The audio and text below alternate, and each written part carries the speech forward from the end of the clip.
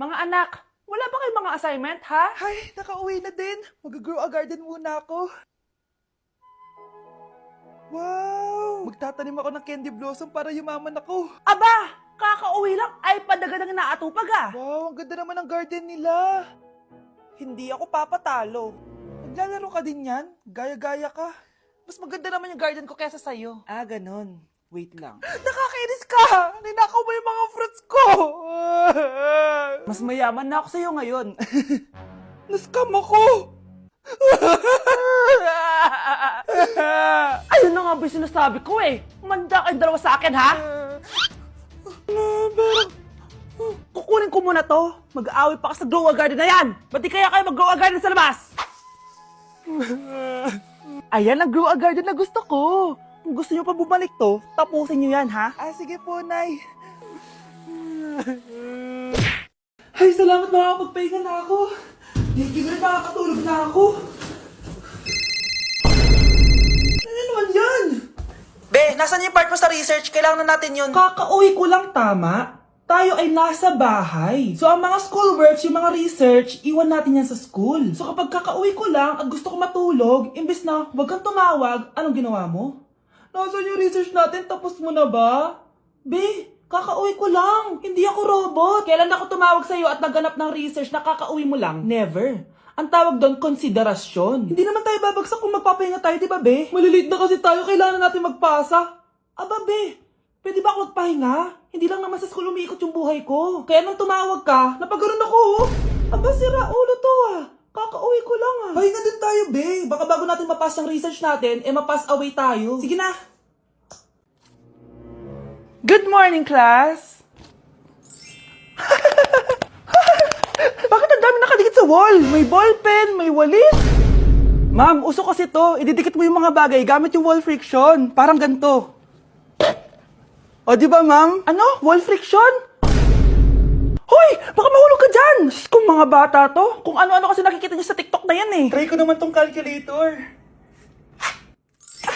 Ang saya! Tingnan niyo, dami ng gasgas ng wall, oh. Tanggalin niyo na yan. Kung hindi, i-absent ko kayong lahat. Guys, si ma'am naman na idikit natin sa pader. Hoy! Mangulong niya kayo! Ma'am, huwag kang matakot, ma'am. A few moments later. Hoy! Ibaba niyo ako dito! Guys, dismissed na daw tayo, sabi ni ma'am. Uwian na! Hoy! Isusumbong ko kayo sa principal! O anak, gising ka pa? Nay, ilang araw ka ng puyat ah. Tignan mo nga yung tsura mo. Baka magkasakit ka na niyan. May exam kasi kami bukas, Nay. Kailangan ko i-maintain yung dean's list ko eh. Para pag graduate ako, cum laude ako. Para din ako mahirapan pag nag-apply ako ng trabaho, Nay. At makakabawi na ako sa inyo ni tatay. Anak, hindi mo kailangan bumawi sa amin ng tatay mo. Okay lang kami. Ang gusto ko, pag nagkatrabaho ka, ipunin mo. Para sa future mo. Okay lang kami, anak. Nakikita ko kasi, Nay, na nahihirapan na kayo ni tatay na pag-aralin ako. Trabaho namin yun, anak, bilang magulang. Kaya gagawin namin lahat para sa inyo. Pero, Nay, gagawin ko pa rin ang best ko. Bibigyan ko kayo ng magandang buhay ni tatay. Thank you, anak. O sige na, matulog na tayo, ha? Good night. Okay, class. Magsisitting arrangement tayo, okay? Scarlett, tumabi ka kay Cheska. Sige po, ma'am. Hi. Oh, bago ka lang ba dito? Oo. Sana maging close tayo. Paalala ko lang sa'yo, na sa room na to, ako ang prinsesa dito. Okay? I like your hair. It's giving squatter. Sa subdivision kasi namin, uso ang reband. Ew! 2025 na? Naka-Android ka pa din? It's giving blurred cam. So, boyfriend mo pala si Michael? Bakit kanya pinatulan? Sa mukhang yan? Yuck! Ang pangit ng... Anak, bilan mo ako ng tubig na sa 7-Eleven. Bilis na. 7-Eleven? Ah, sige, Nay. Nay, alis na ako ah.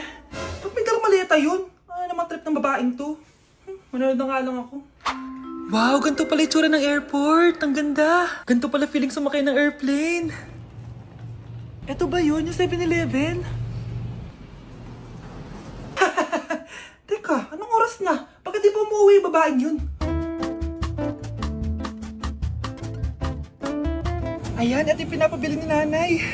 Tawagan ko na nga.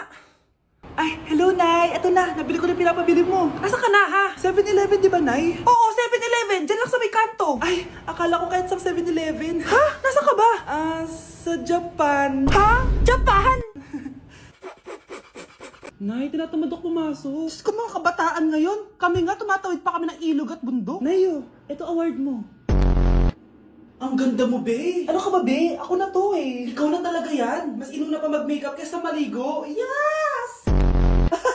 Hoy, ikaw babae ka. Puro ka cellphone. Eh, ikaw nga buong araw nakikipag-chismisan dun. May sinabi ba ako? Be, ang lungkot mo siguro, no? Kasi wala kang jowa. Mas okay na yung walang jowa kaysa sa walang mama. Ang boring naman. Maglinis kaya ako. Anak, maglinis ka na nga ng bahay. Ay, matutulog na lang pala ako. Be, nagugutom ako. Kain tayo. Wag na, be. Nagtitipid ako. Tara, libre ko. Sige, tara. Alam mo, ate, kung nakakayaman lang ang pagiging marupok, mayaman ka na. Kung nakakayaman lang ang pagiging pangit, ikaw na pinakamayaman. Bes, bakit ka absent kahapon? May pinuntahan kasi ako, Bes. Ano yan? Ba't mo tinatakpan yung bibig mo? Mabaho ba yung hininga mo? Ano kasi Hala, naka-braces na si Scarlett! Kaya siguro absent siya kahapon. Bes, magkano yung braces mo? Di ba mahal yan? Rich kid ka siguro. 5K lang to, pero naka-promo kasi sila, kaya 3K na lang. Ako na rin nag-change ng rubber kasi kamahal man.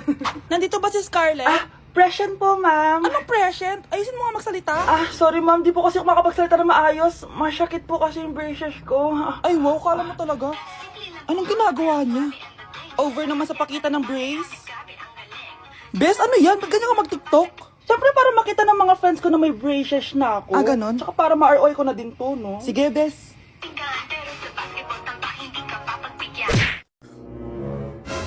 Bes, kaya pa?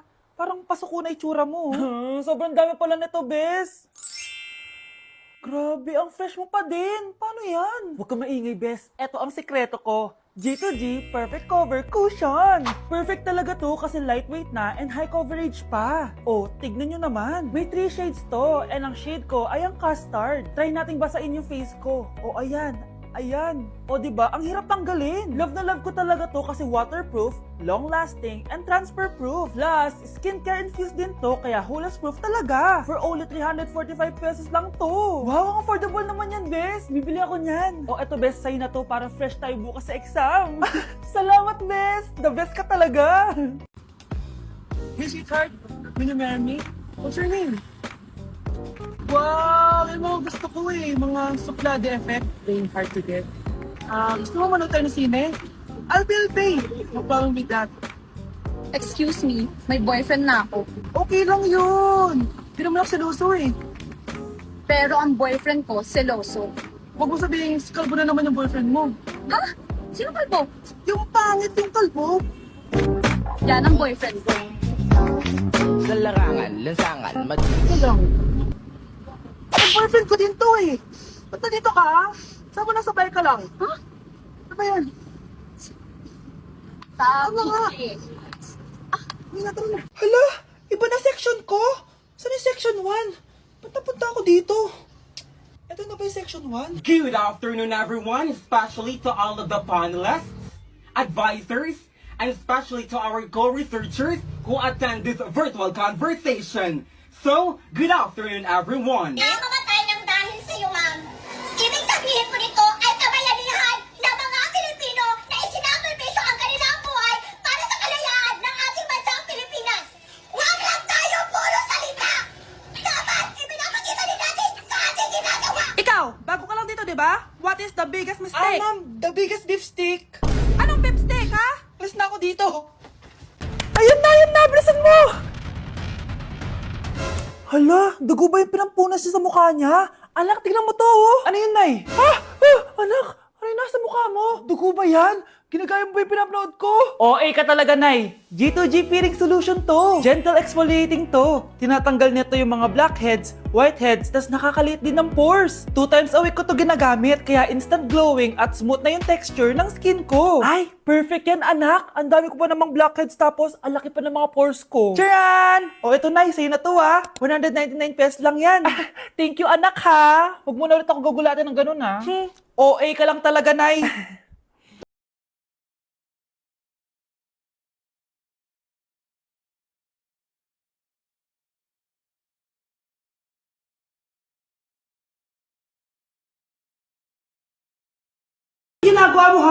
Imbis na mag-aral ka kung ano-ano yung ginagawa mo. Anay, uso kasi ito sa TikTok. Akin na nga yan, ako gagawa.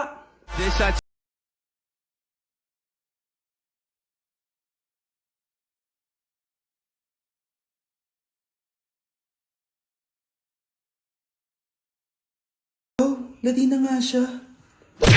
Guys, finally, mapapakita ko na sa inyo yung bagong bahay namin. Matagal ko nga pala itong tinago sa inyo. Grabe, dati pangarap ko lang magkabahay. Pero sobra-sobra ang binigay ni Lord. Kung di siguro ako nag-TikTok dati, hindi ko mabibili ito, guys. Ito yung bunga ng mga pinaghirapan ko. Kaya tara, samahan nyo ako, itutur ko kayo. So, ito yung itsura niya sa pagpasok, guys. Labas pa lang, mapapawaw ka na agad. Tara guys, pasok tayo. Hoy! Sino ka? Responsive ka! Ba't nandito ka? Uy, guys, alis na tayo dito.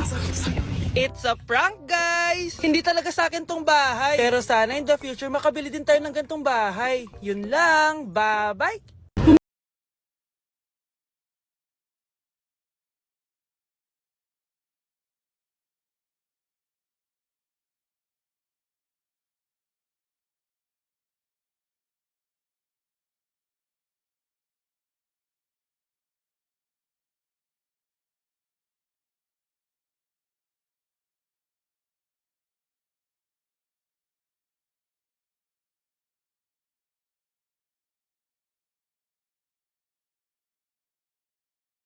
Baong?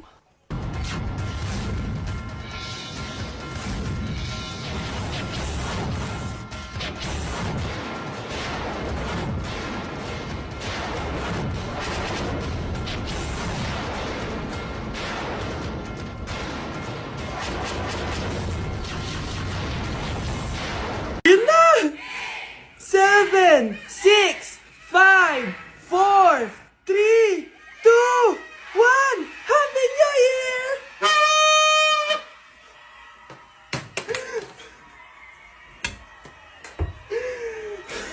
Meron na naman, ha?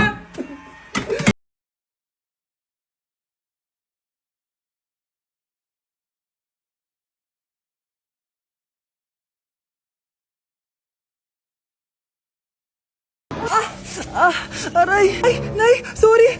Walang iya ka talaga, anak! Napabilis ata ako! Tandaan mo to! Ay, huwag ka na magmamotor, ha? Sorry! Fried chicken, Normal people. adobo, Normal people. quick quick, Millionaire. isaw, Billionaire. kare kare, Normal people. Betamax, Millionaire. sinigang, Normal people. siomai, Billionaire.